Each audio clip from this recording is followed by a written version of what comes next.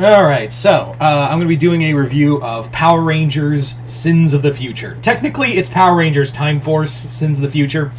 Now, if you're wondering what this is the third, and I guess you could say the final novel, graphic novel that that Boom Studios had done. They basically did, for a very hot minute, they were doing Power Ranger graphic novels that were focusing on other Rangers outside of Mighty Morphin, because Mighty Morphin is kind of the big thing for Boom Studios right now. And they never really got to touch on the other Power Rangers outside of a few events here and there.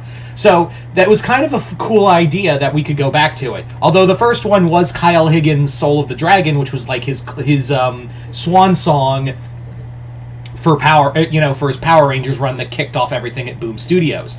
And then they did a Power Rangers in Space / Lost Galaxy story that focused on the Psycho Rangers, called The Psycho's Path. And this was the third and final one. I wish they kept making these. I really do wish they kept making these books, because it was a really cool way to, like, yes, and everyone loves Mighty Morphin and the Mighty Morphin Power Rangers comics. I love them too.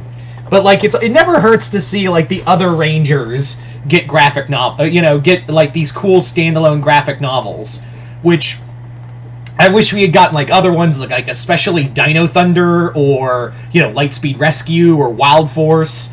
Hell, I would have taken a... Well, no, I take that back. I didn't... Oh, no, I would not want a Mystic Force one. I'm sorry, guys. Mystic Force just did nothing for me. RPM would have been cool. I would have loved a RPM graphic novel. But what's funny is that these graphic novels also act as, like, epilogues to the Power Ranger universe. Like, they were basically, like, for each story, like, The Soul of the Dragon was kind of the epilogue to Power Rangers, set, like, Old Man Tommy kind of story. Then you had The Psycho's Path, which acted as an epilogue piece for what happened with Corone and Andros, and what went on with the Psycho Rangers. Then this one acts as a epilogue to Time Force, where in here, Jen and Wes, who did end up together in the comic, Jen is trying... The story is that Jen is still in the future with the other Rangers, and is basically bouncing between the future and the past to keep this relationship between him and Wes her and Wes going. It's as they call it, it's the ultimate long-distance relationship. But as you can imagine, one of the big problems here is that, you're fucking with time, Jen. And what happens is timelines start splitting apart. Not because of her and Wes, but it is believed to be that. And what happens is that there's a new Time Force Ranger, Time Force Black. And Time Force Black does have connection to another character in the series, in the franchise. But timelines are splitting apart, and Jen, now caught in conflicting timelines without the other Rangers to help her, she now has to team up with a future version of Nadira, Rancic's daughter, and find out what happened and what is splintering the timelines.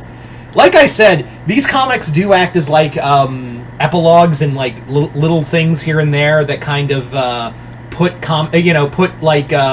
little plot threads to bed, or kind of cool revelations. This one does have stuff in here that you probably already were aware of, but it's kind of a nice little retelling. I also love the art in here. I really do like the... it is kind of the same art from Shattered Grid, but it is really good. I especially love when they're falling through time. I like the Dragon Zord cameo right there. But yeah, the story is, like, one thing I wish we got more of is, rather than focus on, because this is more Jen's story. Even Wes, they do mention, is, like, it's kind of like Loves or whatever, but Wes gets left behind in the story. Like, he gets left behind, it's all becomes Jen's story.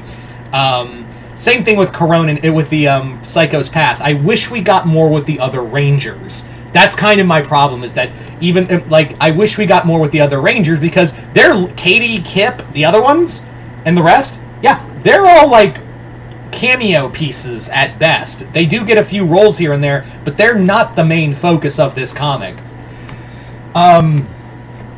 The story, you know, with all time traveling stories, it also gets a bit conflicting with how time travel works, because time travel is just bullshit in general. So you could just make up whatever.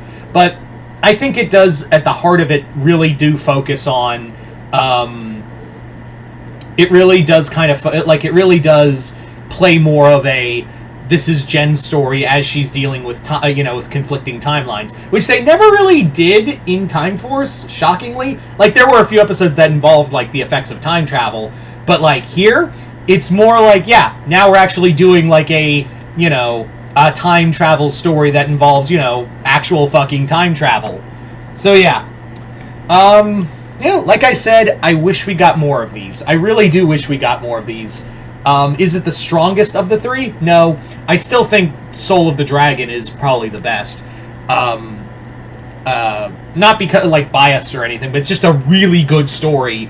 And, like, now, reading it now that, Jason David Frank is gone, it's a beautiful, like, swan song for the character of Tommy Oliver. So, yeah. But I still like Psycho's Path. This one I enjoyed, but I would say if I had to like rank them, that would be Sins of the Future would be their weakest. But all in all, they're all really good. And again, I wish we got more of these, of focusing on different Rangers. But anyway, so you guys tell me in the comments below, what did you guys think of Power Rangers Sins of the Future? If you've read it, comment below, let me know. Other than that, hope y'all enjoyed this. I'm Mr. Multiverse. I'll see you next time in the Multiverse.